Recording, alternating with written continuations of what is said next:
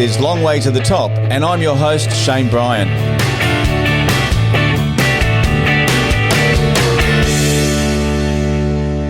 If you grew up in the 70s, 80s, you would have heard at least one of the records that my next guest produced, almost guaranteed, with a string of huge artists that he's worked with like U2, Rolling Stones, Simple Minds, Talking Heads, Ultravox, Peter Gabriel.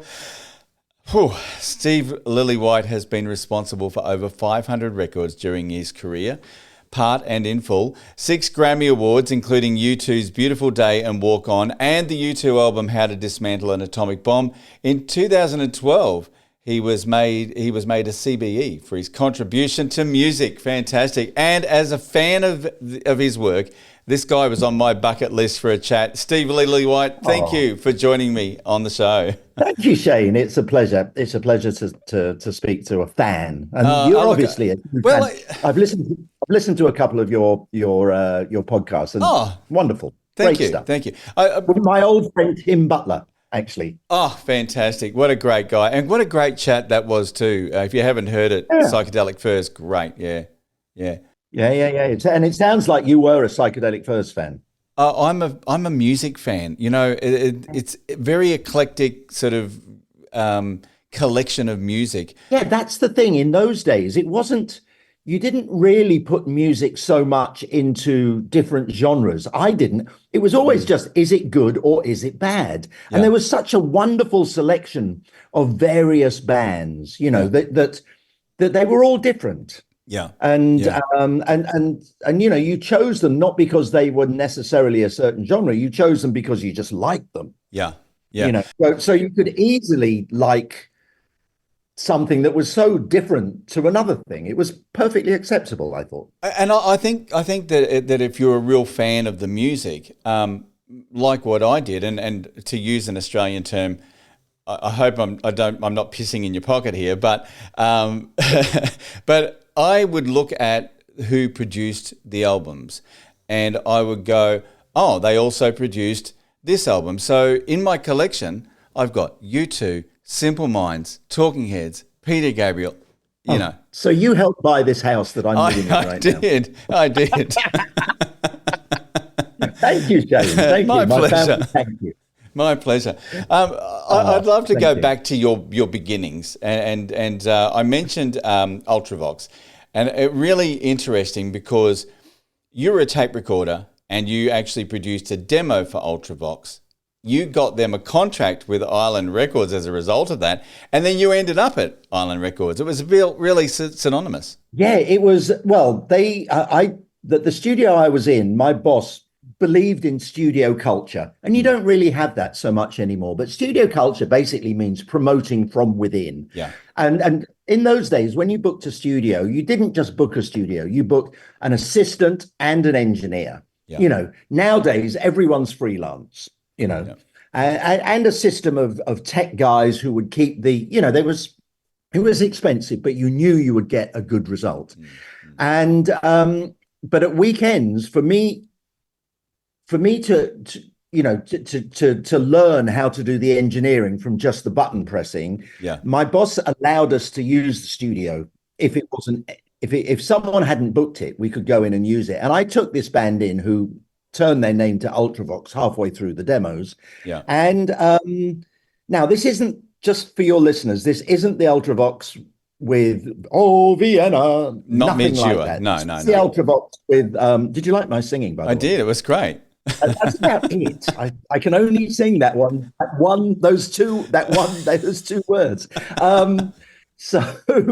So my boss allowed us to use the studio, and I did the demos with this band called Ultravox, who had a singer called John Fox, who probably best described as a sort of punky, Roxy music. Yeah. He sounded a little like Brian Ferry, and from the demos, Island Records signed them, and they said, you know, and the band said, we want to work with Steve. Yeah. And they said, well, who's Steve Lillywhite? You know, you need to get a grown up in there as well, as such. And they said, well, we love Roxy music. And so Brian Eno, that was the first time I met Brian, which was, you know, in like 1978. And the next time I met Brian was on the Joshua Tree. Yes. another story. But so anyway, I did the my first production credit really was produced by Brian Eno, Ultravox, and Steve Lillywhite. Yeah. And then I left my job there and went to work at Island Studios. And then just, I didn't have a hit though. And, the whole thing about having a hit is it's like a catch-22. You only get the work if you have a hit, but you only get the hit with the work. Yeah. So punk rock was very good for me. And I through a series of coincidences, I did an album with a guy called Johnny Thunders called you're probably familiar with it, called So Alone. It's got the one classic song on that album is You Can't Put Your Arms Around a Memory, which is a brilliant song. Great song. And from that, the manager of Susie and the Banshees came down and liked what he heard in the studio and said, we've just recorded our first single for Polydor, but we don't like how it sounds. Would you like to recut it with us? And I said, sure. And I knew that Susie and the Banshees had such a possible groundswell of support that if I made them a record that they liked, and basically they were so hot when they signed their record deal, they had final say on the product. So if they didn't like what was recorded by a producer, they had complete right to say, no, we want to record it again. So my thing was, oh my God, if I make them a record that they're proud of, that I'm proud of as well, the record company have to release it and it will be a hit. So we went in and did Hong Kong Garden, which was a big hit and still sounds pretty good today. I mean, what was your favorite genre, if I might ask? You see, before I started work in the studio when I was 17 in 1972. And and then I did sort of 5 years of being a button pressing, and then punk rock. And during that time, I was a huge prog rock fan. But when punk rock came along, it was, and a lot of us felt this, it was my music. It was stuff that I could relate to. And I've often said, it was full of bands who couldn't play. So what better than a producer who couldn't produce? And that was me. That was you. So I learned on the job. But also, the Malcolm Gladwell thing of 10,000 hours. Well, I'd started my 10,000 hours when I was 17. So, and these were the days when recording studios were like Star Trek. People would walk into them and go, wow, they were really impressive and somehow intimidating. Well, I grew up in them. So I was like the alpha male in a studio from a very young age, because I felt at home in it. So I'd done my 10,000 hours by the time I was about 22. What attracted you to the studio? Fear. I mean, I didn't want to flip burgers. I did nothing at school. I didn't even finish high school. So I was lucky enough to get a job in a studio. So it was fear that I would really not be able to do anything. So I really tried my hardest once I got there. And there was that whole thing of, the great thing about punk is that music is not particularly good and it didn't last for very long, but the attitude of it is something that I kept with me my whole career, which is don't be complacent and don't be uncertain if you can. So the punk attitude is still something. It's completely opposite to the punk sound of music, really. Because punk music is very one-dimensional and screamy and shouty. I mean, I always went more for the art, like XTC and Psychedelic Furs and all those bands they had something a little different. They had melody. And okay, if you say punk is very one-dimensional, what was it about you, as opposed to another producer, that Susie and the Banshees saw? What was the thing that they saw? It was the manager, because they'd recorded their first single and they didn't like it, and the manager just happened to be friends with Johnny Thunders, and he heard what I was recording with Johnny and thought, well, let's give this kid a go. So I like the sound. Even at your young age, though, you must have had a sound that was distinct to you. Well, I didn't think about it at the time, but I've never thought of that. I've always thought of, it's not that I ever think at the end of it, that's great, I've done it. At the end of it, I always think, well, I can't think of anything else that's wrong with it. Yeah. So you look at it from the other way round. You look at it from the, I'm never going to make it perfect, but what can I do to make sure that I've listened to it more than any single person that's ever going to listen to that song in the world?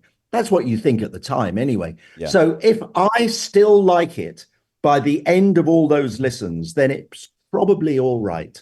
Yeah. And that's the way I looked at it. I never had the ego that says, I've just made a great record. It was like, well, that's as good as I can do. I can't think of anything I can't get rid of any more of the bad things. Yes. So therefore, that's it. With a band, especially a punk band, there was that attitude as well. And I guess you're kind of nurturing it, going, got to keep that attitude there while I'm producing this and not piss them off too much. Just find that right balance. Oh, absolutely. And as I say, in real life, I'm not really an alpha male in any of my personalities outside of the studio. Yeah. But when I walk into the studio, I feel like I've got that sort of confidence to be able to run a session. And it's important on a session to run it from the beginning to the end. Everyone, when you must know this, when you bump into artists and they're a week into their album, they've done a week of recording, and you say, how's the album going? They go, oh, it sounds fucking great. We've got the best drum sound. Oh, this is going to be great. The album comes out and it sounds shit. At some point, I believe them that it sounded great when they told you it sounded great. Yes. But something went wrong. And it's the producer's job to understand and to stop those problems happening and to steer it. That's, do you understand? Yes, totally understand. Totally understand. Yeah. And I guess it's almost like you're delivering a baby, and you've got to make sure that you're handling. Oh, it's much more important than that. Okay, all right. Bad analogy. Yes, it is. The way I've often said, it's like my job is to steer the ship safely to port. Yeah. And the Titanic was a good ship, but it had a terrible captain. Yeah. Yeah. So I'm captain of the ship. And a big fucking iceberg. But anyway, we won't go there. Well, there's lots of icebergs. There is. Along the way. There is. Along the way in life. Yeah. Life is full of icebergs. Thing. Yeah, it is. Oh, we're getting all philosophical. We've all been through them. Now, I want to talk about Peter Gabriel, because this, talk about putting your stamp on something, okay? Peter Gabriel's third album, which we love to call Melt. Do you know how that do you know how that sleeve was done? No, tell me. It was a Polaroid photograph with just putting your fingers down like that. That's literally all it was. You know, a Polaroid before it sets. So you do it before it sets. Wow. You manipulate it on a Polaroid. Wow. Absolutely simple, yet brilliant. Iconic, yeah. Iconic, absolutely iconic. And that is almost an example of how we recorded the album, because everyone thinks it was so high tech. It was the most low tech, but it was creative. Yes. We weren't just using the equipment, because a lot of the equipment was new. We were abusing it. And that's really important. Yeah. Because equipment is only made by technicians. Equipment isn't made by 90% of the time. Equipment's made by people who are not creative, but they make the equipment. It's up to the creative people to take it and then twist it and make art with it. And that's what we were doing in all sorts of ways. And I don't want to go off track, but do you feel that analog versus digital, that digital just makes things just a bit dumb for us, really? Whereas with analog, we can do things? Only thing, digital's brilliant. Yeah. It enables you to things that took me hours to do. Yeah. You can just go and it's done. Yeah. That's good. But the argument is maybe there is something to be said for how we did it, the time it takes and the sort of battling to get it done. You have people on digital who are really talented, and they know how to fuck up the sound on that as well. Yeah. I think my concept is true, whether it's analog or digital. Yeah. The idea is not to use the equipment for what it's there for. You take the equipment and try and do it a different way. Yes. Yes, I love it. I love it. There you go. You understand. And you did. I totally understand. And you did. So you yeah. We did, the team of us. It's funny that album is so. When you hear it, you think it's very dark, and when we were making it, we were having so much fun. It was like a youth club. Yeah. I mean, I was 25.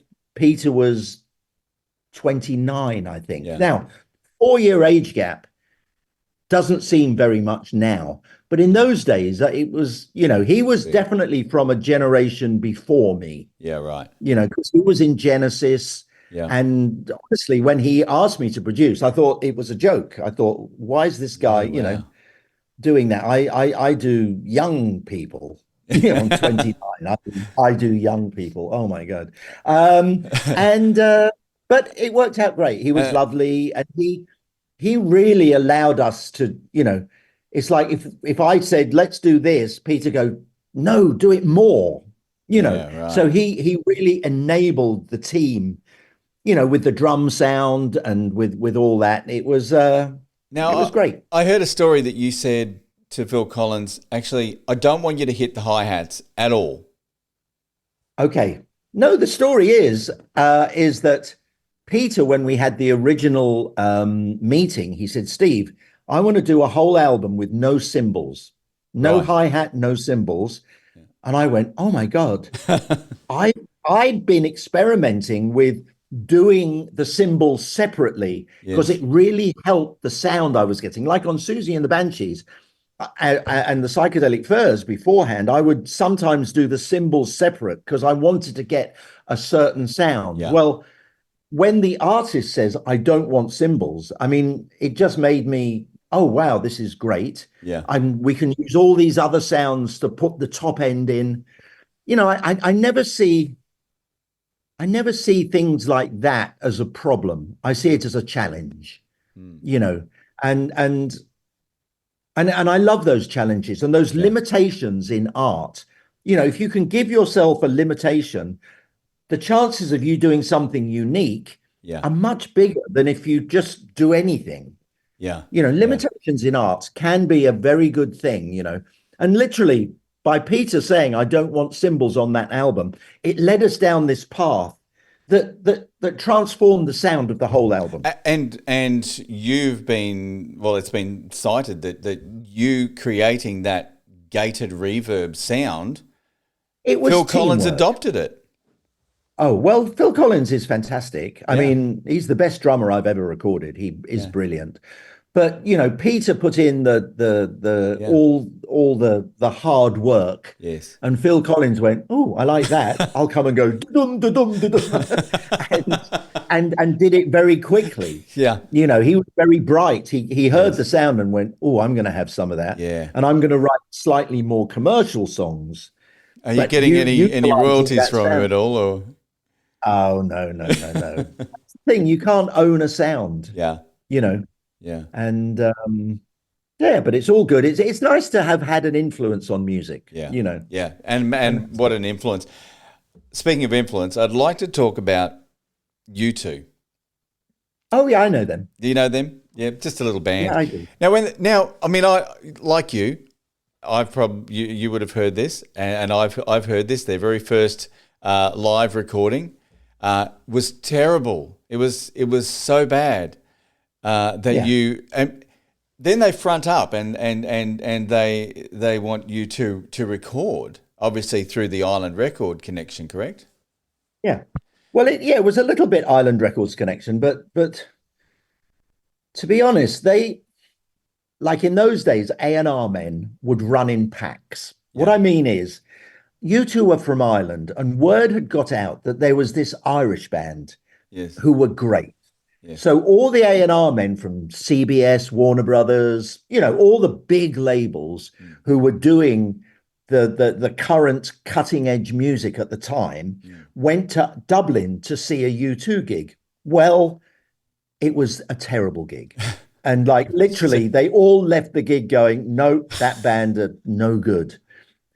It took 6 months for Paul McGuinness, their manager, to sort of get a record deal, and he could only get one with Island Records. Yeah, right. Now, it's a great record label, but they were not known for that sort of music. They were known for Traffic and Bob Marley. Yeah. Great music, but not at the time, you know, rock music, modern rock music. They didn't have any history of it. So I was the sort of name producer when I worked with them. I remember the very first gig I went to see, they flew me over to the west of Ireland, and I loved it. And I said, well, look, let's do a single. So we did a single, and you know, like everyone in those days, we all knew there was something great about them. Yeah. They were not the finished article, and it took 3 albums to get a hit single. Yes. But we developed the team, and they, you know, if they're anything, they just, everyone who works for U2 has been with them for years. Yeah. You know, and that's a good sign of family. Yeah. You know, I mean, Joe, who does their live sound, he's been with them longer than me. Yeah. You know, so yeah, and I'm seeing them next week. You know, we're still mates, and you know, who knows? We'll see what happens. And yeah, they're you know, I mean, we've spent more than half our lives together, you know, through good times and bad. How much of your influence do you think you had on the shaping of them as a band? The early days, quite a lot. You know, I mean, because again, they'd never really been into a fancy studio. Yeah. And I was the alpha male in the studio leading them. Now, you know, it's very different now because they have all their own studios, their own equipment, their own teams of people. So, you know, my influence when I work with them later on is probably not as much as it was in those days. But, you know, it's still good. But no, those first 3 albums, it was, you know, I was leading it. And you know, we finally got a hit on the 3rd album with New Year's Day, which honestly was like, okay, great. Now, you know, we'll stay friends. And then my job changed after producing the first 3 albums to just coming in for like the last couple of months, and it was like a relay race, really, because Eno and Lanois are fantastic. You know, I mean, God, those guys are so talented. But one thing I was probably good at was finishing a song. Yeah. Because I'd always had that sort of time limit on the first 3 albums because they had a budget. Yeah. By the time the Joshua Tree, by the time I got involved with that, they'd been in the studio for, you know, well over a year. And it was still not sounding like an album. So it was almost, you know, so when I went in there and I was asked to come in to sort of take over the singles. So, you know, I did With or Without You. Yeah. But it wasn't just, it says mixed by, but it wasn't just that. It was like, it was literally taking over the board, taking over the production and bringing it home. Yeah. You know, like a closer in baseball, that sort of thing is, you know, and that became my job.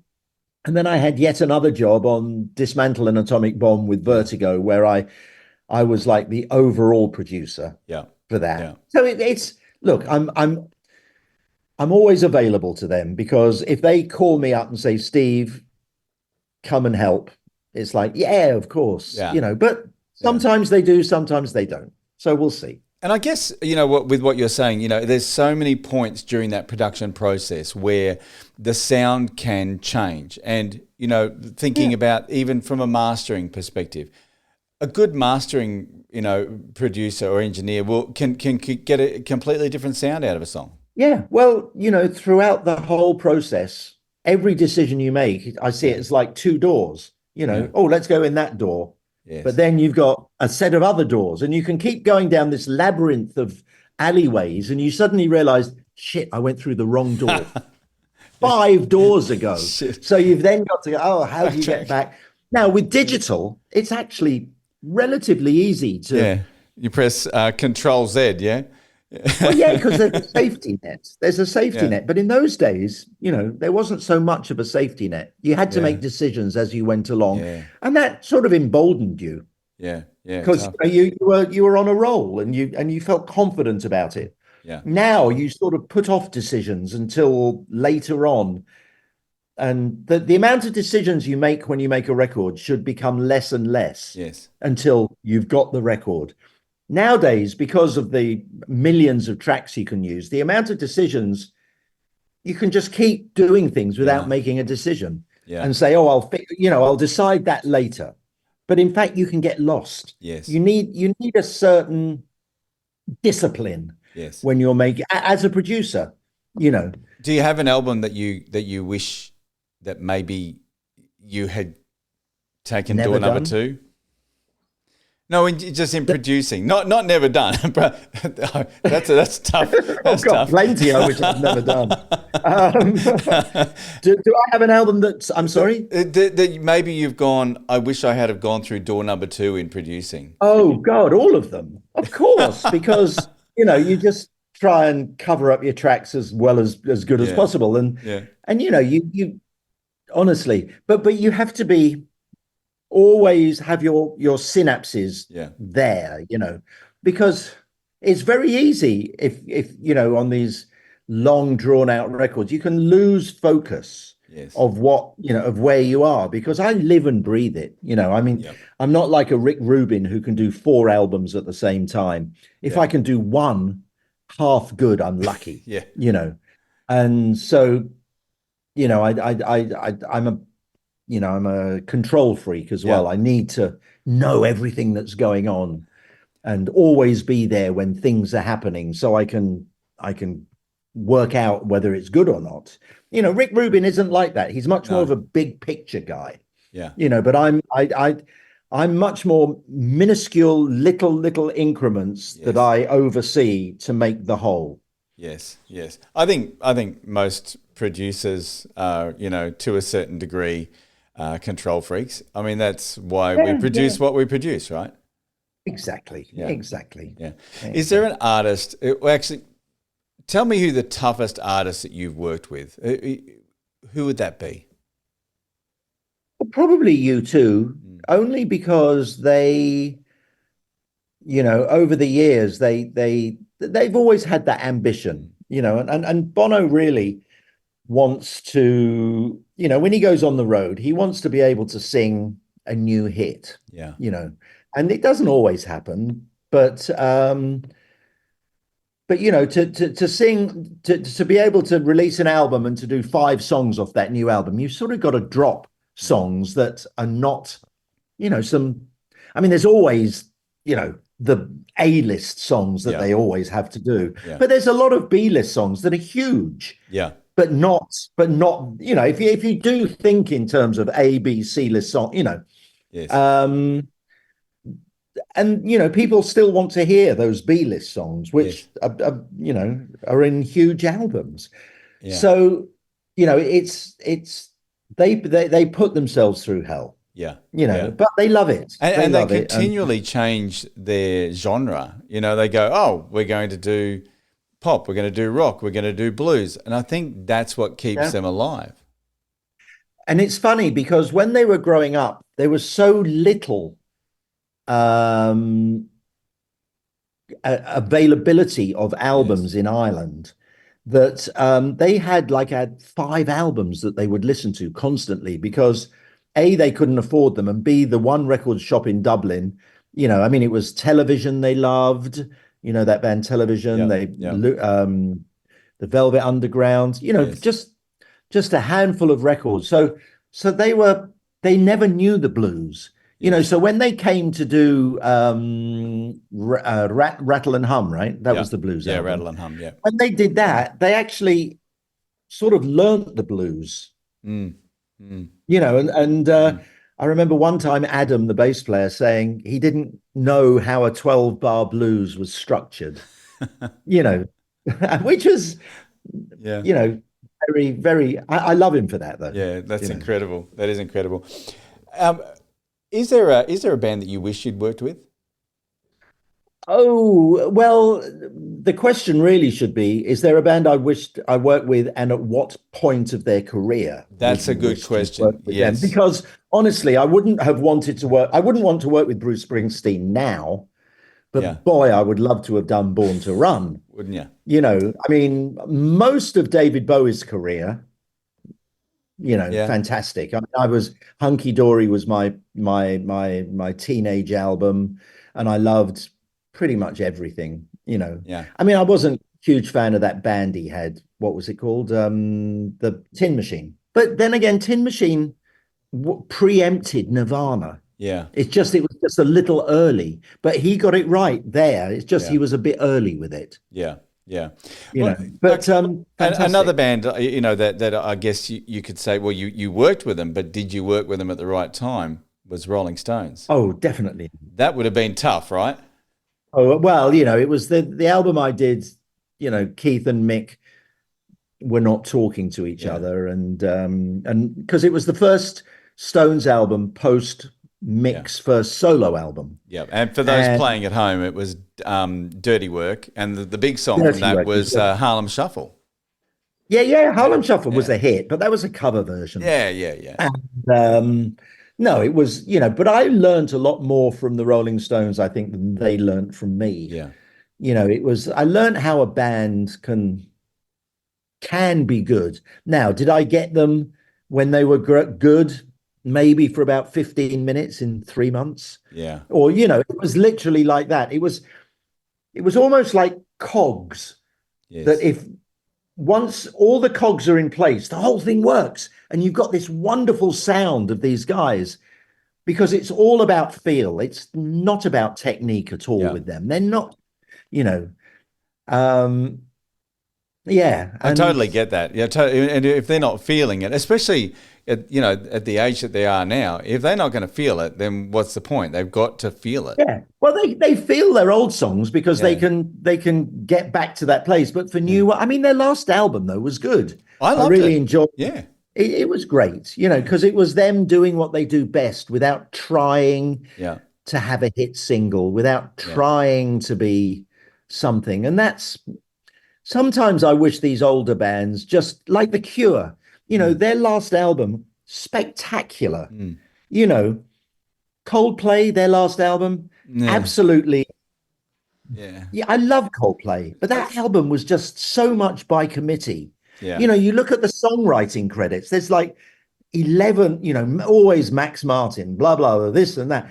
Coldplay don't need Max Martin. They need to dig deep and write great songs because they've already done it, Yeah. And I think sometimes these bands, and you look at the credits on that last Cure album, written by Robert Smith, written by Robert Smith, written by Robert Smith. Fucking great. Yeah. Well done. Well done, The Cure. And it's an album where he's writing about being that age as well.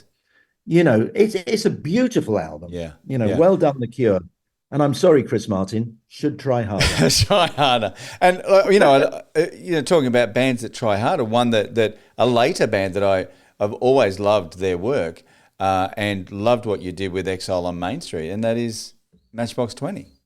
Oh, well, that's probably the biggest hit single I've ever had. Yeah. But it was number one in Australia, I think, for 12 weeks, something like that. How far we've come. Yeah. Well, great song. And it's a brilliant song. And honestly, I really wish they'd asked me to do some more stuff with them, because I'd always found Matchbox 20 a little worthy, a little stodgy before that. Whereas that song had a sort of freshness and a lightness to it that was really attractive to me. It's like they were always trying to get back to 3 a.m. Like they had the next one's going to be like that, and it just never really quite made it. Yeah. But how far we've come, when that came out, it just sounded like so fresh. And next time you listen to that song, you hear an English voice at the beginning going, hello, hello, hello. That's you. Me. That's me. Love it. Because it was just when you could the very beginnings of being able to email a voice note. So for a joke, I emailed hello, hello, hello to my engineer who was sitting next to me. And he took that and he put it on the beginning of the song.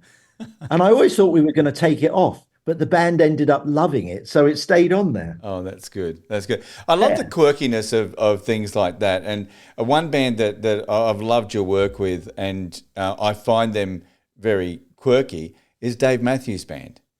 You know, I love their work. Love their work. Oh, I love them as well. That's I did 4 albums with them and had a great run. I mean, their first 3 albums, to anyone who's a Dave Matthews Band fan, talk about those 3 albums as being like, the 3, the big 3. Yeah. And no, I had a great run with them. At one point, they were every college student's favorite band. Yeah.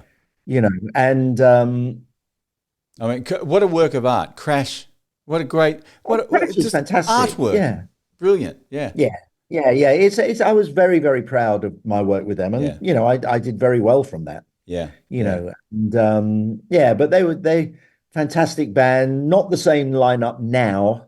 So one would question whether they're quite as good, but Dave is real talent. Yeah. Real talent. Yeah.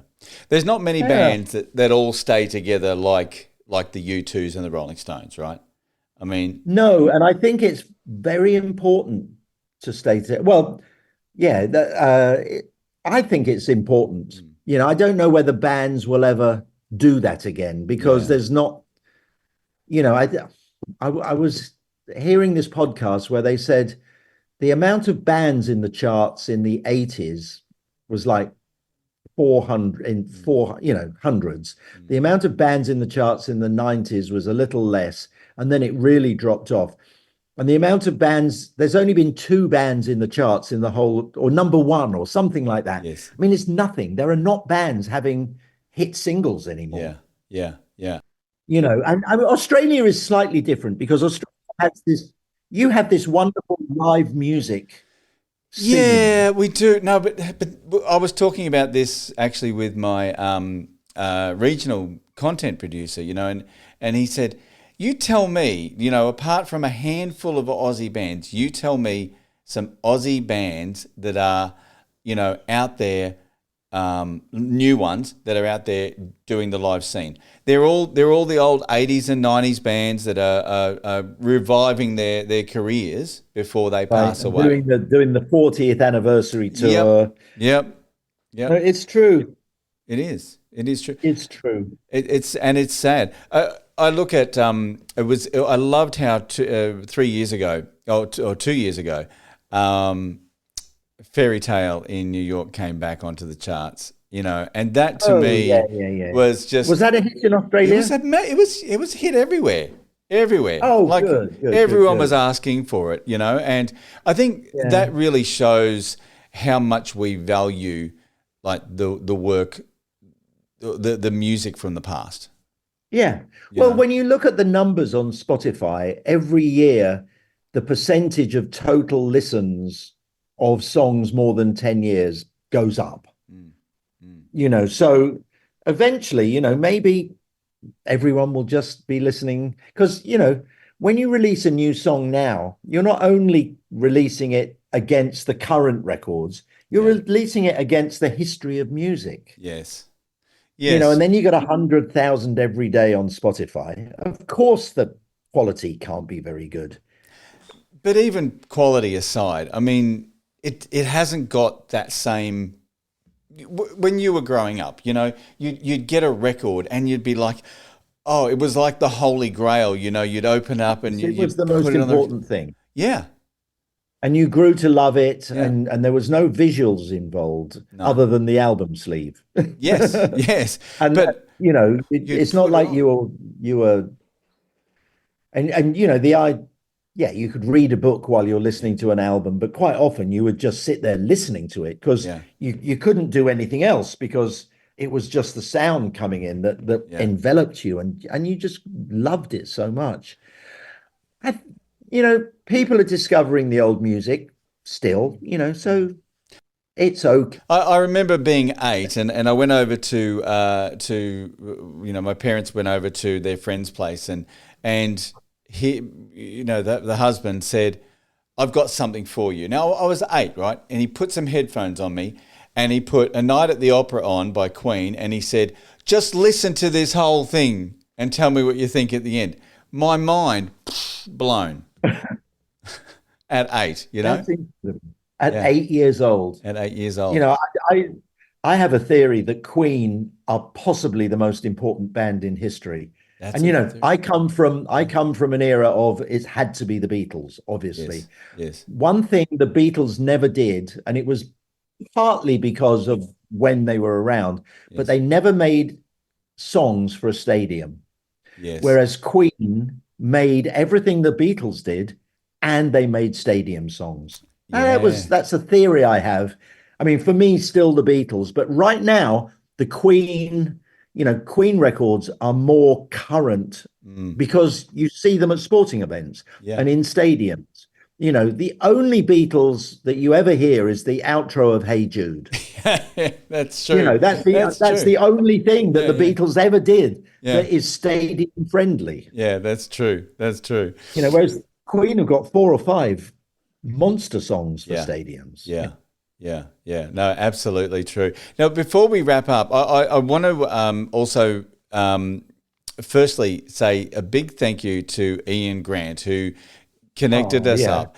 And he's such an incredible guy, doing the work that he still does with his Parkinson's disease that he's going through, but he was not only a big fan of your work, but he was also a big fan of your past wife's work as well, and the incredible work that she did.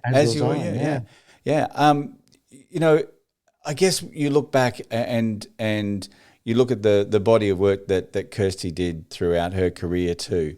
Of course, we mentioned Fairy Tale of New York, but. Yeah, but she wrote some brilliant songs. She did. I mean, she did sort of girl power songs. Yeah. Before girl power. Before the Lily Allens and people like that. Yes, she really, song like Free World was brilliant. I love that song. She was fantastic. Yeah. And such a pity she was taken from us at such a young age. But so sad. She did leave some great work with us. And two incredible kids as well. One of them is sitting right behind me. There you go. I love it. And so, in terms of Ian, what was your first connection with Ian Grant? With Big Country. Big Country, yeah. Ian and Alan Edwards, who I saw you also interview. I did, yeah. What a great chat, yeah. He managed Big Country, and we just got on and we stayed in contact over the years. As I say, I could never quite get involved with anything to do with Stuart. That I don't know. I felt weird. I mean, I felt just didn't seem right for me to get involved, really. Yeah. But there you go. But no, Ian's a lovely guy, and I'm so glad he put us together. Shane. Me too. And I'll have the links for his album that he's got out at the moment for the Kindred Spirit, which is a great album. So yeah, but look, it's been an absolute pleasure. I appreciate you taking the time and indulging my questions. So.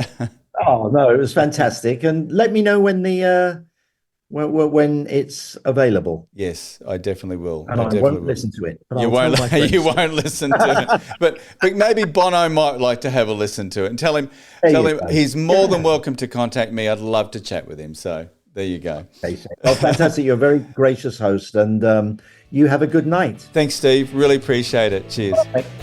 See you soon. Bye-bye. Hit plus or follow to subscribe to the podcast, and head over to Facebook at The Long Way to the Top Podcast and give us a like. Keep on rocking, and I'll catch you on the next episode of Long Way to the Top.